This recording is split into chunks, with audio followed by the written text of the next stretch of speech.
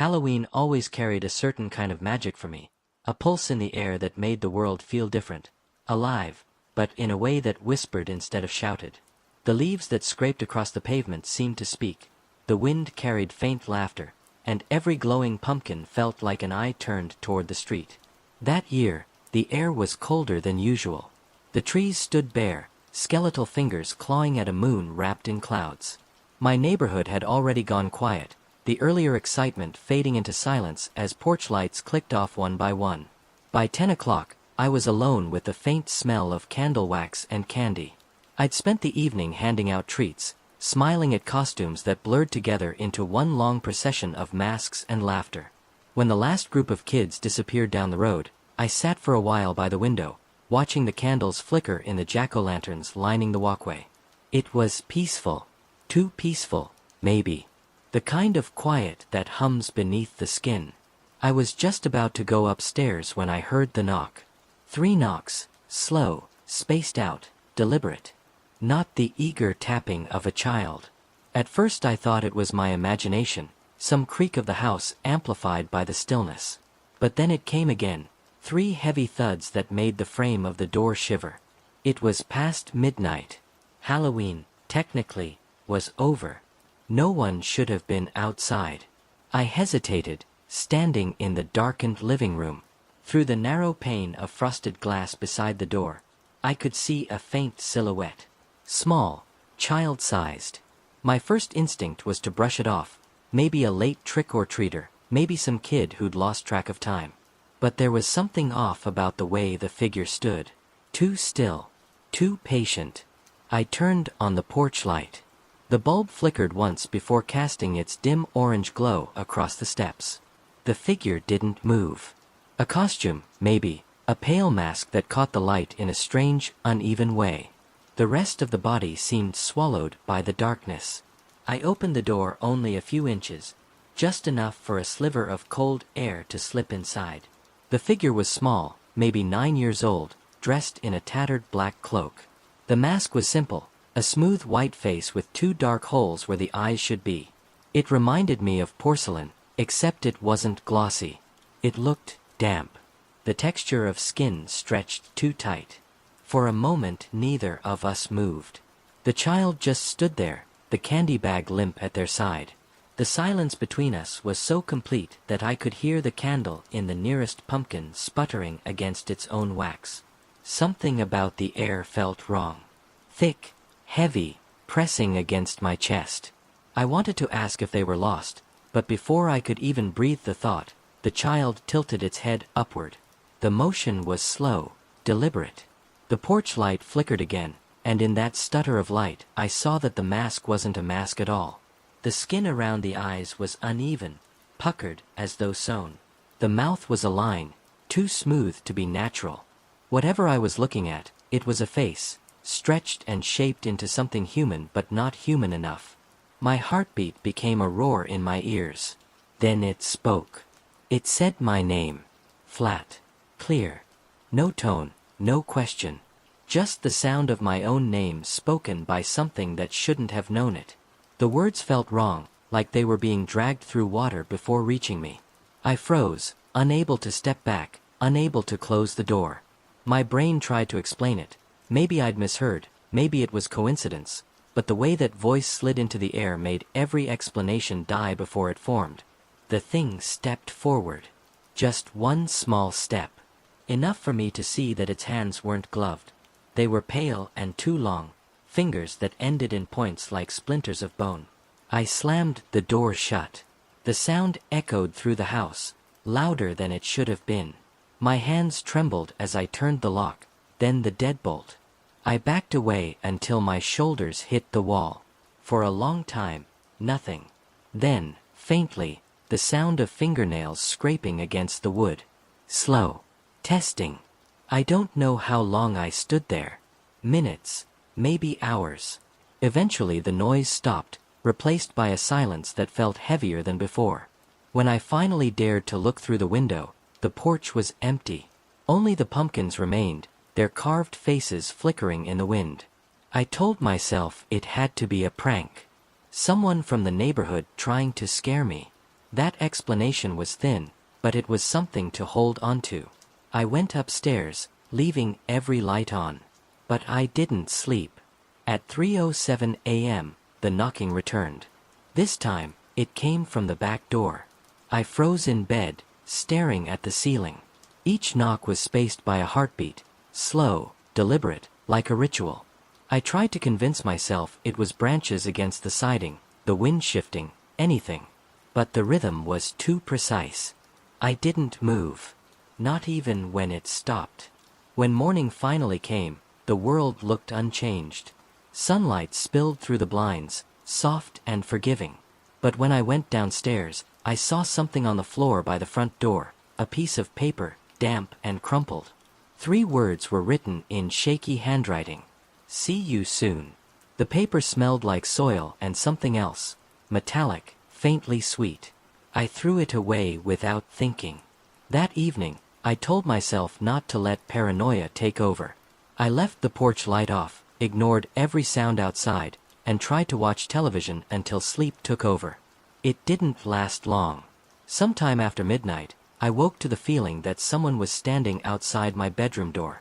Not a sound, not a movement, just that pressure, that awareness that something was there. I stared into the darkness, too afraid to move. The handle twitched. Once. Then again. Slowly, I sat up, my heart hammering so loud I could barely hear anything else. The handle turned halfway, then stopped. After a long pause, it turned back. I stayed awake until dawn, staring at that door, waiting for it to move again. It never did. Days passed. Halloween faded into memory. The decorations came down across the neighborhood, the pumpkins rotted away, and life slipped back into routine. For a while, I convinced myself it had just been exhaustion, or stress, or an elaborate prank that went too far. But on November 3rd, I found footprints on my porch. Small. Bare. They led to the door and stopped. No prints leading away. I cleaned them off. Tried not to think about it. A week later, I started noticing other things. The faint smell of earth whenever I walked into the living room. The feeling of being watched through the window, even with the curtains closed. The flicker of movement at the edge of my vision that disappeared when I turned my head. The worst was the knocking. It came irregularly, never loud, never long. Just 3 knocks, always after midnight, always from a different wall of the house. Sometimes the front door. Sometimes the window beside my bed. Once, from the ceiling above me. I stopped sleeping. By the end of November, I'd memorized every creak in the house, every shadow the moonlight carved across the floor. I told myself that if I ignored it long enough, it would stop. It didn't. On December 1st, I woke to find the front door wide open. Snow had drifted inside, melting into a small puddle across the threshold. The cold air bit at my skin. Outside, the yard was untouched. No footprints, no sign of anyone. Just emptiness. But as I stepped closer, I saw something hanging from the doorknob. A mask. White. Featureless. Its surface was smooth, except for faint lines that looked like veins beneath skin. I threw it away. Or at least I tried to. I carried it out to the dumpster, tossed it in, and walked away without looking back. That night, the knocking came again. 3 times. When I looked through the peephole, the porch was empty. But the mask was back, hanging from the same doorknob, swaying gently in the wind. I left it there. Winter came and went. The knocking stopped.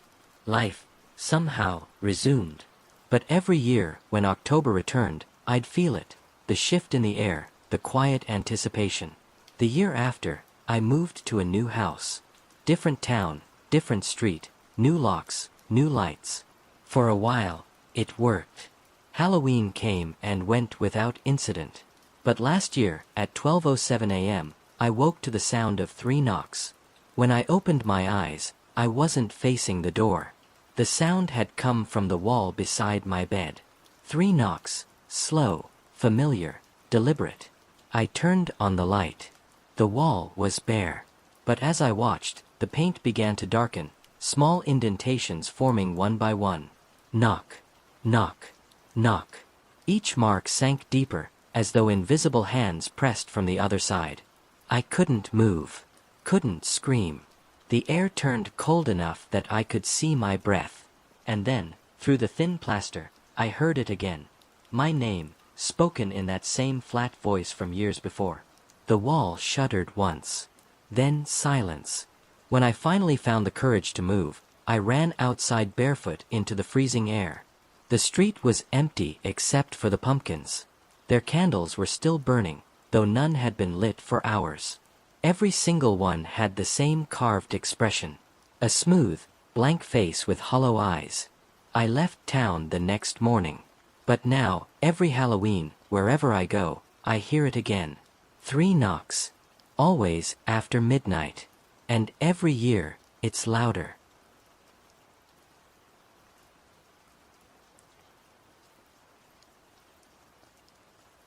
Halloween night had always been predictable. The laughter, the footsteps on gravel, the muffled voices of parents waiting at the end of the driveway. For hours my porch light would blink like a beacon, and I'd hand out candy until the bowl ran dry. Then the noise would fade, the streetlights would hum, and by midnight the world would return to silence. That year, it didn't. It was colder than usual. The kind of cold that stings the inside of your nose and makes every exhale hang like smoke. I'd gone through 3 bags of candy before 10 o'clock. By 11, the neighborhood had gone quiet, the last of the trick-or-treaters long gone. The fog had rolled in thick from the woods behind my house, settling low, swallowing the street. I turned off the porch light and began cleaning up. The candy wrappers, the carved pumpkins, the fake cobwebs that clung to the railing. My breath echoed in the stillness. Somewhere far off, a dog barked once, then fell silent. Inside, the clock struck 11:47. I remember the sound clearly because of what came after. A knock. Not loud, not frantic. 3 slow, steady knocks that vibrated through the door. At first I thought I was hearing things. Maybe the wind. But then came another knock. Then another. I checked the window beside the door. Through the distorted glass, I could see the vague outline of a figure. Small, motionless, patient. A late trick-or-treater, I thought. Maybe a lost kid. I grabbed the candy bowl, there were only a few pieces left, and opened the door. The fog outside was so thick it felt like stepping into another world. The figure stood at the edge of the porch, barely visible in the orange glow of the remaining jack-o'-lantern. He was short, maybe 9 or 10 years old, dressed in an old-fashioned clown costume, baggy fabric striped red and yellow, faded and dirt-stained. The mask covering his face was porcelain white, cracked around the edges, the paint chipped away to reveal gray beneath. The eyes were hollow, painted black, empty. He didn't move. He didn't even hold out his candy bag. It just hung from his hand, limp and empty. Something about him made the air feel colder. I held out the bowl and waited, but he didn't reach for it. The candy slipped from my hand, landing in the bag with a dull thud. Still, he didn't move. His head tilted just slightly to one side, as though he was studying me. Then, in a blink, he was gone. I didn't see him run or step away, he simply wasn't there. The fog where he'd stood was untouched. My pulse quickened. I stepped off the porch, scanning the street. Nothing. The neighborhood was dead silent. Even the crickets had stopped. After a minute, I went back inside and locked the door. Maybe I was tired. Maybe I'd imagined it. But my hands were shaking as I set the candy bowl down. At 12:06 a.m., I heard the knock again. This time, it came from the back door. 3 soft knocks, deliberate and patient. The back door opened onto my yard, completely fenced, with no easy way in. I stared at the dark window in the kitchen door, heart hammering. The glass reflected my own pale face and the dim light above the sink. Then, behind my reflection, I saw it, the faint outline of the boy, his mask tilted upward, standing on the other side of the glass. I didn't move. I didn't breathe. The light above the sink flickered once, twice, then went out. When it came back, the glass was empty. I didn't sleep that night. Every creak of the house felt like footsteps. Every shadow seemed to shift when I looked away. The next morning, sunlight broke through the fog. The air smelled like wet leaves. I told myself it had been a dream, a mix of exhaustion and Halloween leftovers in my mind. I even laughed about it while drinking my coffee. Then I noticed the footprints. Small, muddy prints across the kitchen floor, leading from the back door to the hallway. They stopped right outside my bedroom. I cleaned them up and didn't think about it again. At least, I tried not to. A week passed. Nothing happened. I slept through the nights, went to work, came home. Halloween decorations vanished from yards. The pumpkins turned soft and began to rot. The world felt normal again. Until the following Friday night. I woke to a sound, soft, rhythmic tapping. For a second, I thought it was rain. Then I realized it was coming from inside. From the window next to my bed. My heart stopped. Slowly, I turned my head. Through the thin gap between the curtains, I saw a pale face pressed against the glass. The mask. The hollow black eyes staring straight at me. The hand that tapped was small, almost delicate. But the rhythm was exact. Tap, tap, tap. Then silence. When I jumped up and yanked the curtain open, the window was empty. The cold glass showed only my reflection and the faint outline of my breath. I didn't sleep again. The next morning, I checked the yard beneath the window. No footprints. No sign of anyone. But lying there, in the grass, was a single piece of candy, the same brand I'd handed out on Halloween. I threw it away. The following night, the tapping returned. Then the night after that. Sometimes from the window, sometimes from the door. Always 3 taps, always after midnight. I started leaving lights on. Music playing. Anything to drown out the sound. But it didn't stop. One night, around 2 a.m., I went into the kitchen for water. The house was still, the air heavy. As I passed the window over the sink, something caught my eye. A reflection. The boy stood outside in the yard, facing the house.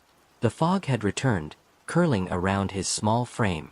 The porch light barely touched him, but I could see the pale gleam of that porcelain mask. He was holding his candy bag open. It hung wide, empty, as though waiting. Then he started walking toward the window. Not running, just walking, slow and steady. His steps left no sound, no footprints in the damp grass. I dropped the glass I was holding. The sound of it shattering filled the house. When I looked back, the yard was empty again. That was the night I realized he wasn't outside. Because when I turned around, the candy bowl on the counter, empty since Halloween, was full again.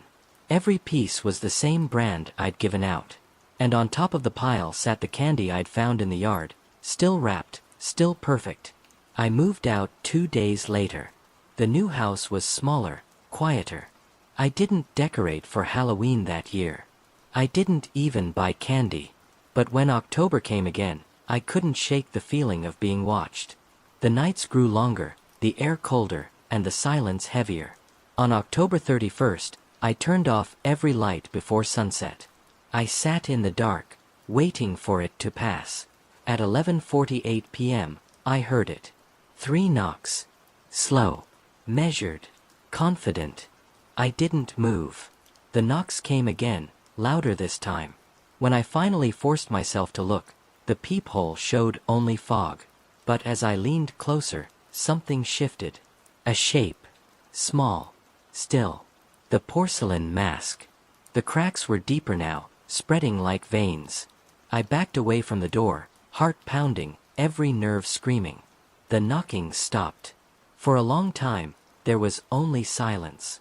Then, from behind me, 3 more knocks, this time from the inside of the front door. I ran. I didn't look back. When I returned the next morning, the door was still locked. Everything was untouched. But on the porch, resting neatly beside the doormat, was the candy bowl. Every piece was gone except one. And beside it, in tiny, childlike handwriting on the concrete, were 3 words scrawled in chocolate. Trick or treat.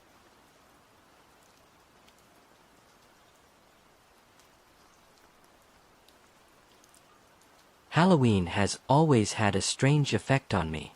I don't know if it's nostalgia or fear, but something about the orange glow of a jack-o'-lantern in the dark has always made my skin crawl. The way its face flickers in the candlelight, half smile, half sneer, it feels almost alive. This year, my friends convinced me to do something different. We'd always been the type to watch scary movies or visit haunted houses, but this time, we wanted something more traditional. We decided to carve pumpkins together, just like when we were kids. There were 4 of us, me, Lucas, Aaron, and Jamie. We met at my house that afternoon, set up a table on the porch, and dumped out bags of pumpkins, knives, and candles. The air smelled like autumn, a mix of decaying leaves and wood smoke. It was supposed to be fun. We laughed at first, teasing each other about whose pumpkin would turn out worst. The sun dipped lower, painting the sky blood orange. One by one, we carved faces, smiling, frowning, wide-eyed, goofy. But then there was one pumpkin left, rounder than the others, perfectly smooth. I claimed it for myself. I remember the moment I sliced into it. The smell that came out wasn't like the others. It wasn't earthy or sweet, it was sour, faintly metallic, like something that had gone bad. Erin wrinkled her nose. "That one's rotten," she said. But I didn't stop. I don't know why. Maybe curiosity, maybe something else. The flesh inside was darker, the seeds blackened, and when I reached in to scoop them out, I could have sworn I felt something pulse, like the pumpkin had a heartbeat. I carved a face anyway. Wide eyes, sharp triangles for teeth, a grin that curved too high. It looked mean. We finished at dusk and lined all 4 pumpkins along the porch rail. They glowed together, faces dancing in the candlelight, warm against the chill of the evening. We took pictures, joked, drank cider. When they left, I promised I'd bring mine in before bed. I didn't. That night, after midnight, I was half asleep when I heard something. A soft scraping sound. It came from outside, something dragging across the porch wood. Then a faint thump, like something being set down. I peeked through the blinds. My jack-o'-lantern sat exactly where I'd left it, except its grin seemed wider. I thought maybe the candlelight was playing tricks on me. The shadows flickered and shifted across the face like it was breathing. I went back to bed, told myself I was imagining things. When I woke up the next morning, it wasn't on the porch anymore. It was inside, sitting neatly on my dresser across from the bed. The candle inside was out, but the face, somehow, had changed. The grin was gone. Its mouth was closed now, the edges carved jagged, uneven. The eyes were smaller, narrower. Watching. I froze. I live alone. No one has a key. I carried it outside immediately, dropped it in the trash bin, and went to work trying not to think about it. By evening, the whole thing seemed ridiculous. Maybe one of my friends had come back as a prank. Maybe I'd moved it myself while half asleep. But that night, when I came home, the pumpkin was on the porch again. Clean. Whole. Candle flickering faintly inside. This time, the face was completely different. The mouth stretched across the whole front, the eyes wide and hollow. And underneath, carved into the rind in small, shaky letters, was my name. I didn't sleep that night. Every time I looked at the window, I saw that faint orange glow. The smile staring in. Around 3 a.m., I heard movement again, the same scraping sound as before, now coming from inside the house. I grabbed a flashlight, heart pounding, and followed the sound down the hallway. It was faint but deliberate, like something heavy being dragged slowly across the floor. It stopped at my bedroom door. When I opened it, the pumpkin was sitting in the center of my bed. Its face had changed again. The eyes were closed now. The mouth was gone completely. Just smooth orange skin where the features had been. I backed out, locked the door, and slept on the couch. In the morning, it was gone. I should have left the house right then. But fear does strange things. It makes you rationalize the impossible. I convinced myself it had to be someone's idea of a cruel joke. Maybe Lucas or Jamie had a spare key I'd forgotten about. Maybe they were recording it all, waiting for me to freak out. I called them both. Neither answered. By nightfall, the fear was back. The air in the house felt wrong, thick, humid, heavy with that same sour smell from inside the pumpkin. At exactly midnight, my phone buzzed. A message from an unknown number. It was a picture. My bedroom. Taken from the foot of the bed. In the photo, I was asleep, and on the nightstand beside me, glowing faintly, was the pumpkin. I dropped the phone and ran. I didn't stop until I was outside, gasping in the cold. My street was silent, the fog rolling in again, thick and suffocating. When I finally looked back toward the house, every window glowed orange. The jack-o'-lanterns we'd carved that night, all 4 of them, sat lined up along my porch again. But the faces weren't ours anymore. Each one had been carved to look like us. Lucas, Aaron, Jamie, and me. The expressions were twisted, eyes gouged deeper, mouths stretched into silent screams. And in the middle, where my pumpkin had been, there was only a hollow space, candle flickering inside an empty shell. That's when I noticed the smell. It wasn't the pumpkin anymore. It was something else, sweet and rotten, the unmistakable scent of decay. I ran to my car and drove. I didn't stop until I was 3 towns over, parked beneath a gas station light with my heart hammering in my chest. When I finally checked my phone, there was another picture. It was the same image, my bedroom, but now the bed was empty. And the pumpkin's eyes were open. I didn't go home again. A few days later, the police called. They'd found my front door open, my furniture overturned, candles burned down to blackened stubs. No sign of forced entry, no sign of anyone else.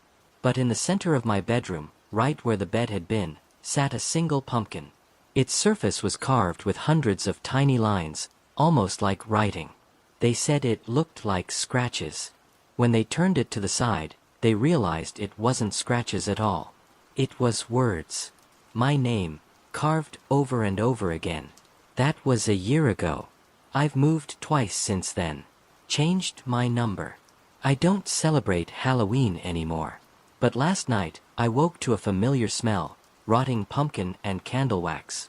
When I turned on the light, there it was. Sitting at the foot of the bed. The same face I carved that night. The grin back again, wider than ever.